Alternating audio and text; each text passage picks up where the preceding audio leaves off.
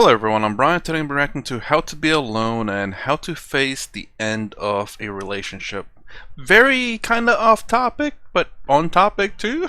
Kinda, maybe. Anyways, I thought this was pretty interesting. I had to do two because these are kind of short videos. And I think this is very important to society today, and in particular societies, a little bit more important to men, I think. With the things I've been hearing and the things that's been going on, especially in the United States. If you know, you know. If you don't, you don't. It's just my observation. Let's put it that way. So, anyways, let's see what Sadhguru has to say to be alone.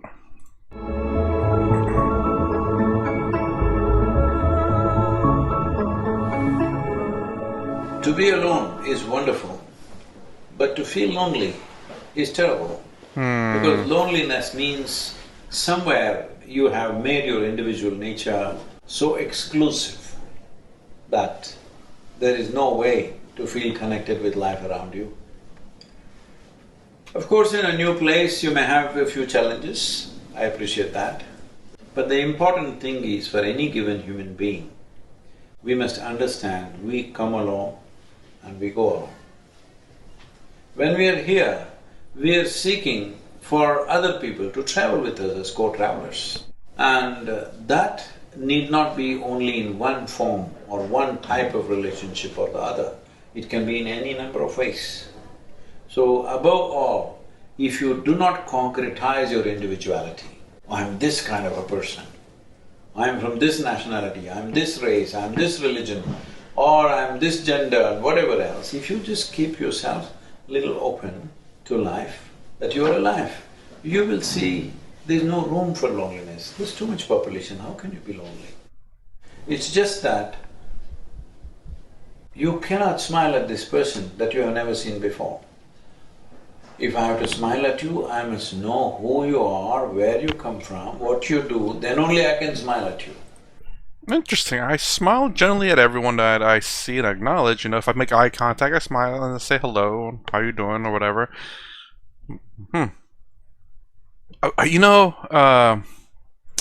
I've watched a few videos of other reactors reacting to like people coming from other countries to the United States. I think Britain's one, Britain's two actually of them. And when they come down here, it's like people are very friendly. I'm like, what do you mean friendly? I mean, mostly sometimes we stick to ourselves or we just say hi. Just a cordial hello. But then they say in their countries they don't do that at all. They just mind their own business. And you're walking down the street or whatever, you kind of keep separate. Let me know what country you're from, and do you generally just say hi? Maybe not out in like a very busy street, but if you just one-on-one in a hallway or something, and you just nod your head to acknowledge them or say hello, and you just keep on walking by or have a nice day, kind of thing. Is that, let me know what country and whether you do that or not, or that the norm is just to ignore each other and just keep on walking by. I've kind of wondered that now because two reactors that I watch have said that, and I was like, I never thought of America to be friendly. Just a casual hello is not necessarily friendly. It's just acknowledging each other, I suppose. But maybe it is. I don't know. This is a terrible condition for a human being. Why can't you just smile at anything? Why can't you smile at the sky? Why can't you smile at a tree? Why can't you smile at a cloud? Why can't you smile at the sun which is trying to burn you down? Give you a suntan. Oh, okay, I didn't realize there was that little left, but yeah, I mean, let me know. I'm genuinely curious, and if you went, I don't know, if you've been to the United States, let me know if it was friendly or not. I mean, I'm sure, like, there should be, like, yeah, it's friendly, and yeah, there's rude people. Like, okay, well, yeah, obviously, that's going to be everywhere. But is it a little bit more friendly than your hometown, I'm guessing? Especially when you're meeting strangers. I never really took notice of that until people said something about it. I'm trying to think back in my home country, my birth country, let me put it that way. I mean, people mind their business, but I guess it's really weird to think that by merely saying hello is friendly, because that's, in my opinion, it's not necessarily friendly. I just can't get past that for some odd reason. Anyways, let me go ahead and do the other video. Let me pause it. Okay, so we're back. How to face the end of a relationship gracefully. Whew. Honestly, there's not too many relationships that I have that ended. There's two that I can think of. Most of the time, it's not necessarily the relationship end, but just communication becomes difficult. I'm not very much into the texting and whatnot, but if we talk at the work and whatnot, and I see you again, it's like, oh, we can talk and whatnot, but anyways, let's go get started. What is it that makes you such a chronic need of another person? The problems of loss are essentially psychological and emotional. You must be able to gracefully go ahead with life.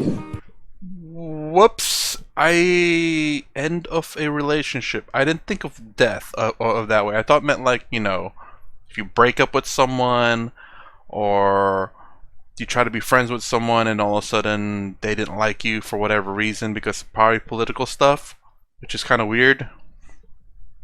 But anyways, I thought that. Did I misinterpret this? So this is a choice you have. You can either let the world live under your shade, or you can be always dying to get into some shade.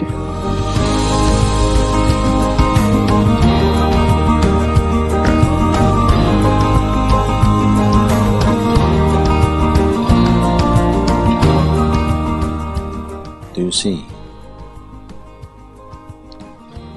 Right now, the fundamental life process within this body, it doesn't need…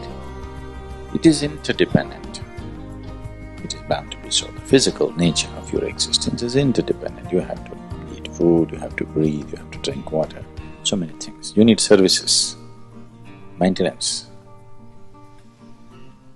But that which is generating this life seems to be a complete process by itself. It does not need anybody's support. Is that so? Do you think so? Do you feel so? Yes or no? It is so. So, what is it that makes you in such a chronic need of another person? I can say, according at least to some science, we are very social animals. We do crave social interactions, but I guess if you look past that, like for me, I'm pretty cool. I'm alone right now because of the previous video, but I'm fine with it. I understand. I'm not a person who makes a lot of friends, because the more friends you have, the less friends you have. And what I mean by that is that there's only so much time in a day that you can devote to individual people. You'll have very few close friends, and then you'll have other friends that you talk to every once in a while, but not very close. I'm more of a person that has close friends. Very few but good close friends. Then everyone else is kind of in the middle somewhere there, like coworkers that I talk to and whatnot. But I don't usually hang out outside of my life. Just if they happen to invite me to something, maybe. highly unlikely, but maybe, but then you have the close friends, and that's what I believe scientists also say you can have about 5 of those, because again, there's only so many hours in a day and so many hours in a week, so many days in the week, that you can really devote a bit more time to get a very deep relationship with people. It is the nature of your thought, your emotion. Maybe at a certain stage in your life, even your physical body.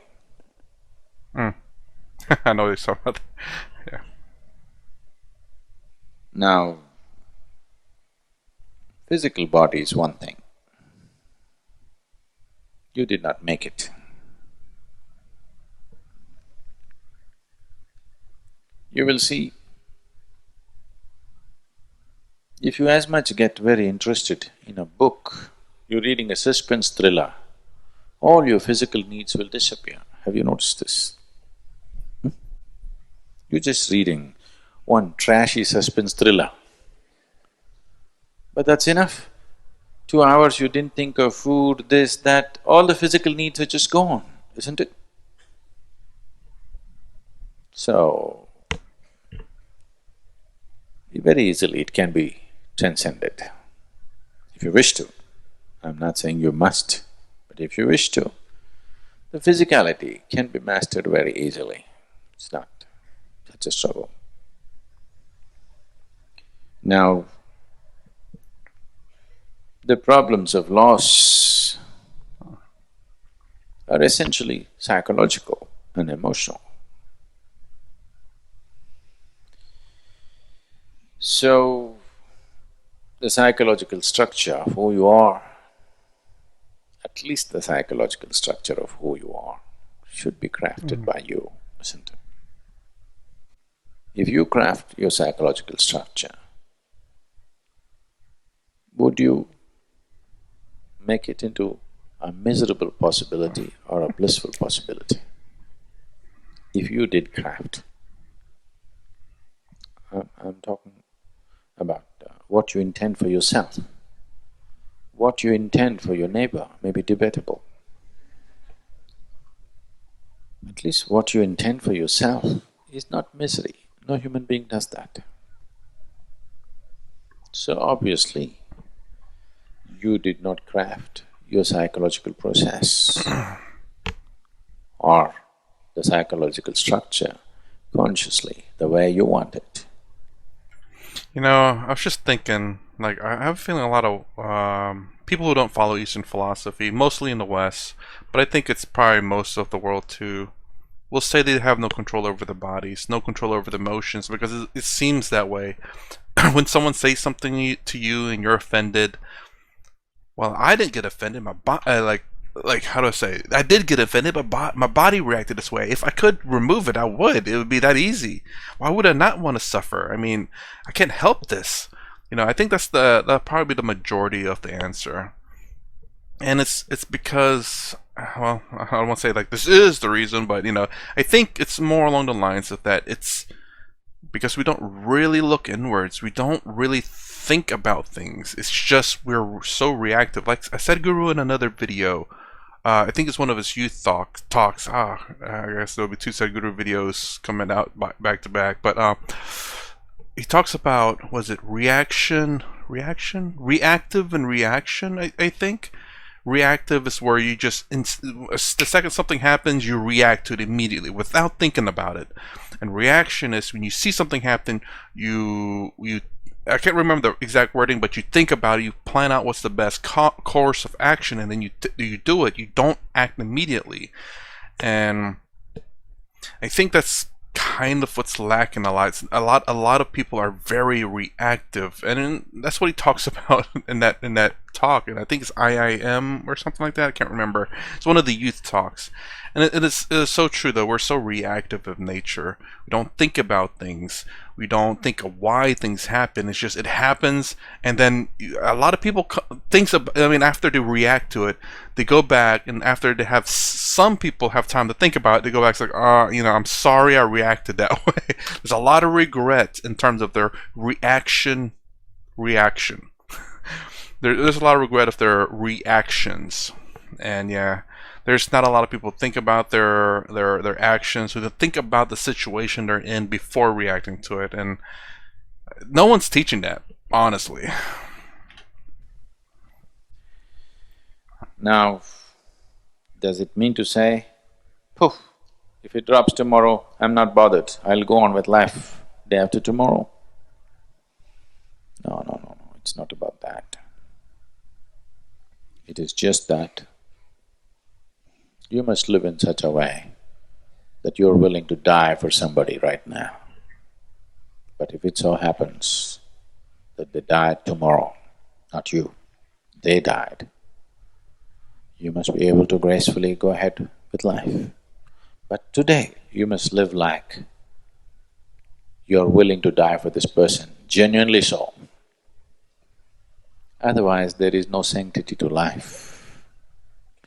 If you make this into a logical calculation, After all, I am an independent piece of life, why do I need anybody? Your life will become utterly ugly. You must live like I cannot live without you. But tomorrow, if it so happens, that's tomorrow. If it so happens, that person disappeared, either death or he became free or whatever. Okay, I got why he's laughing. Then you must see, this is an independent piece of life. But today, if you see it, your life will become ugly. So people are not able to get this distinction. Either they become ruthless philanderers, or they become so sappy and lost, they're not able to enjoy their relationships. Most relationships are only… they know some joy only in the beginning, after that it's one continuous complication and pain. For most people, unfortunately. This is because you have not understood the nature. You have not experienced the nature of this one. You're trying to understand the nature of that one. It's never gonna happen. If you have a wonderful relationship, most of the time, it's because somebody else is wonderful. Bad way to live, isn't it? You must have a wonderful relationship with everybody around you because of who you are, not because of who somebody else is. So this is a choice you have. You can either let the world live under your shade, the comfort of your shade, or you can be always dying to get into some shade. Okay. That's a choice every human being has. I'll say, yeah. I mean, what I was thinking of also during that time, and it made me think of this whenever I said it, is the fact that if you're always true to yourself and genuine about yourself and how you speak and talk and your ideas, then, and you find someone that likes you for who you are, then you're not having to change who you are. You can be genuinely who you are with someone that really likes you for who you are, and that just works great. If someone doesn't like you for who you really are, then that's fine. You're honest. You're honest with yourself, and you're honest with that person. That's the best thing you can do. And if they don't like you, that's okay. And that's great. You don't need them in your life. You know, it sucks that you can't still talk and have a nice discussion. But if they can't accept some things about you, but they're willing to talk, that's fantastic. That's great to have a discussion, have your views challenged, and not to have and to be open to having your views change.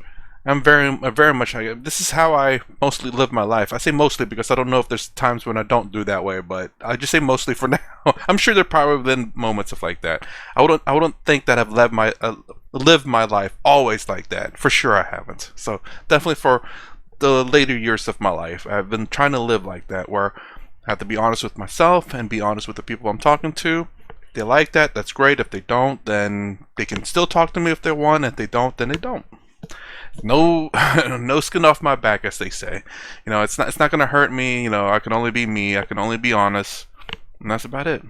And they accept me or they don't. And if they want to talk about it, that's fine. If they want to challenge my ideas, that's fantastic. But yeah. So anyways, the reaction to this, I forgot I was supposed to be doing Sadhguru's youth talks, which I guess there's going to be a lot of Sadhguru videos coming up.